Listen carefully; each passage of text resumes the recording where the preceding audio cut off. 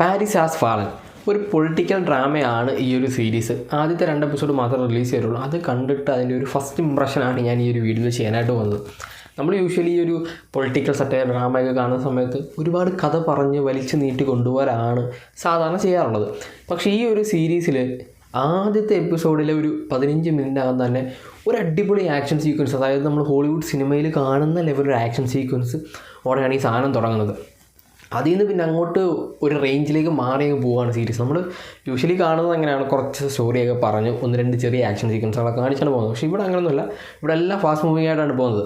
അപ്പം എന്താണ് Paris has fallen എന്ന് പറയുന്ന സീരീസ് ചർച്ച ചെയ്യുന്നതെന്ന് വെച്ച് കഴിഞ്ഞാൽ, പാരീസിലെ ഒരു വലിയ ഹൈ പ്രൊഫൈൽ ഇവൻറ്റിൽ കുറച്ച് ടെററിസ്റ്റുകൾ അറ്റാക്ക് ചെയ്യുന്നു. അവിടെ ഡിഫൻസ് മിനിസ്റ്ററുണ്ട്, CIA ഹെഡുണ്ട്, അങ്ങനെ കുറേ ആളുകളുണ്ട്. അപ്പം എന്തിനാണ് ഈ ടെററിസ്റ്റുകൾ ഇത് അറ്റാക്ക് ചെയ്യുന്നതെന്ന് ആ ഒരു ഡിഫൻസ് മിനിസ്റ്ററിൻ്റെ പ്രൊട്ടക്ടറും അല്ലെങ്കിൽ ബോഡി ഗാർഡും പിന്നെ ഒരു MI6 ഏജൻ്റായിട്ടുള്ള സാറെ അന്വേഷിച്ച് പോകുന്നതാണ്.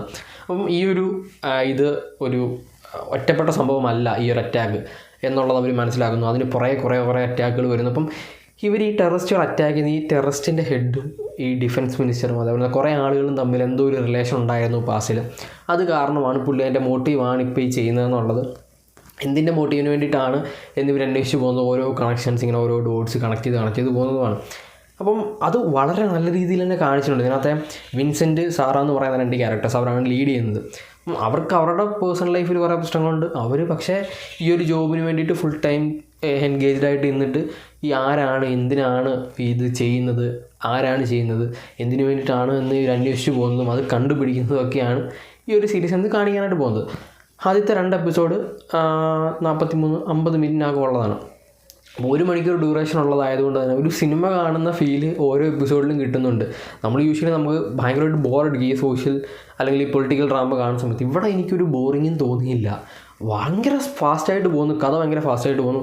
സീരീസ് തുടങ്ങി ഫസ്റ്റ് എപ്പിസോഡ് തുടങ്ങി ഒരു 15 മിനിറ്റ് ആകുമ്പോൾ ഞാൻ പറഞ്ഞ പോലെ തന്നെ ഒരു കിടിലൻ ആക്ഷൻ സീക്വൻസ്, അതും വേറെ റേഞ്ചിൽ നിൽക്കുന്ന സാധനം.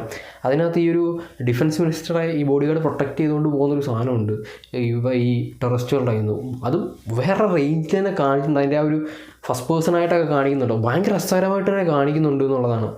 ഭയങ്കര രസകരമായിട്ട് കാണിച്ചിട്ടുള്ള ഒരു സീരീസ്. അപ്പം ഇത് ഇനി എന്താണ് ഇതിനകത്ത് കാണിക്കാൻ പോകുന്നത്, ഇനി എങ്ങനെയാണ് ഇവർ പ്രസൻറ്റ് ചെയ്യാനായിട്ട് പോകുന്നത് എന്നുള്ളത് അറിയാം.